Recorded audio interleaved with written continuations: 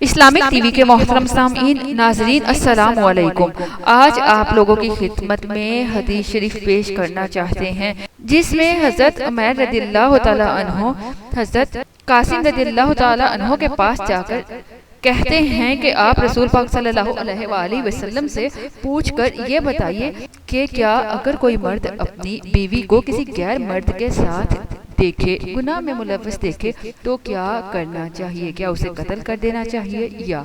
تو اس کے متعلق آپ کو پوری حدیث بتائیں گے، لیکن اس سے پہلے آپ لوگوں کو بتاتے چلیں میاں بیوی کا آپس میں پیار محبت سے رہنا، ایک بستر پر اکٹھے سونا بہت ہی اجر و ثواب کا حامل ہے۔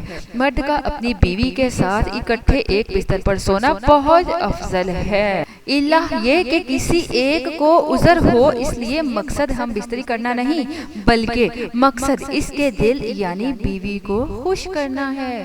بیوی کے دل کو خوش کرنے کے لیے ایام کے دنوں میں بھی اس کے قریب ہو جانا گویا یہ بھی نبی پاک صلی اللہ علیہ وآلہ وسلم کی سنت ہے۔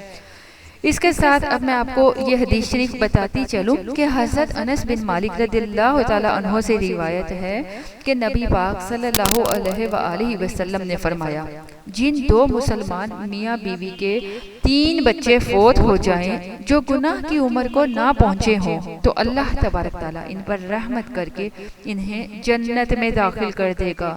حضرت سہیل بن سعد ساعدی رضی اللہ تعالیٰ عنہ سے روایت ہے کہ حضرت عمیر رضی اللہ تعالیٰ عنہ حضرت قاسم بن رادی رضی اللہ تعالیٰ عنہ کے پاس آئے اور کہا، مجھے رسول پاک صلی اللہ علیہ وآلہ وسلم سے یہ بات پوچھ کر بتائیں کہ اگر کوئی شخص اپنی بیوی کے ساتھ کسی غیر مرد کو گناہ میں ملوث دیکھے اور غصے میں آ کر اسے قتل کر دے تو کیا اسے قصاص میں قتل کیا جائے گا ورنہ وہ کیا کرے؟ حضرت عاصم رضی اللہ تعالیٰ عنہ نے رسول پاک صلی اللہ علیہ وآلہ وسلم سے یہ مسئلہ دریافت کیا تو رسول پاک صلی اللہ علیہ وآلہ وسلم نے اس قسم کے سوالات کو ناپسند فرمایا۔ بعد میں حضرت عمیر رضی اللہ تعالیٰ عنہ حضرت عاصم رضی اللہ تعالیٰ عنہ سے ملے تو ان سے دریافت کیا اور کہا، تم نے کیا کیا؟ انہوں نے کہا کہ ہوا یہ ہے کہ تجھ سے مجھے بھلائی نہیں پہنچی۔ میں نے رسول پاک صلی اللہ علیہ وآلہ وسلم سے مسئلہ دریافت کیا تو آپ صلی اللہ علیہ وآلہ وسلم نے سوالات کو ناپسند فرمایا۔ عمیر رضی اللہ تعالیٰ عنہ نے کہا، اللہ کی قسم میں حضور صلی اللہ علیہ وآلہ وسلم کی خدمت میں حاضر ہو کر یہ بات پوچھوں گا۔ چنانچہ وہ رسول پاک صلی اللہ علیہ وآلہ وسلم کی خدمت میں حاضر ہوئے تو معلوم ہوا کہ آپ پر ان کے متعلق وحی نازل ہو چکی ہے۔ آپ نے ان دونوں میاں بیوی میں لعان کرا دیا۔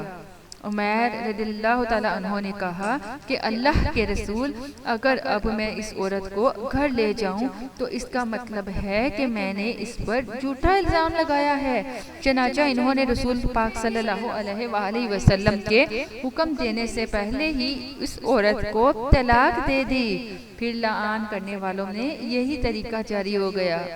اس کے بعد نبی صلی اللہ علیہ وآلہ وسلم نے فرمایا، دیکھو اگر اس عورت کے ہاں سیاہ فام، سیاہ آنکھوں والا، بڑے سرینوں والا بچہ پیدا ہوا، میرے خیال میں اس عمیر رضی اللہ تعالیٰ عنہ نے یقیناً سچ کہا ہے، اور اگر اس کے ہاں بیڑ بہوٹی جیسا سرخ بچہ پیدا ہوا تو میرے خیال میں اس عمیر نے ضرور جھوٹ بولا ہے۔ راوی بیان کرتے ہیں کہ پھر اس عورت کے ہاں بری صورت والا بچہ پیدا ہوا۔ حضرت عبداللہ بن مسعود رضی اللہ تعالیٰ عنہ سے روایت ہے، انہوں نے فرمایا، جمعہ کی رات ہم لوگ مسجد میں تھے کہ ایک آدمی نے کہا کہ اگر کوئی مرد اپنی بیوی کے ساتھ کسی غیر مرد کو گناہ کی حالت میں دیکھ کر قتل کر دے تو تم لوگ اسے قصاص کے طور پر قتل کر دو گے؟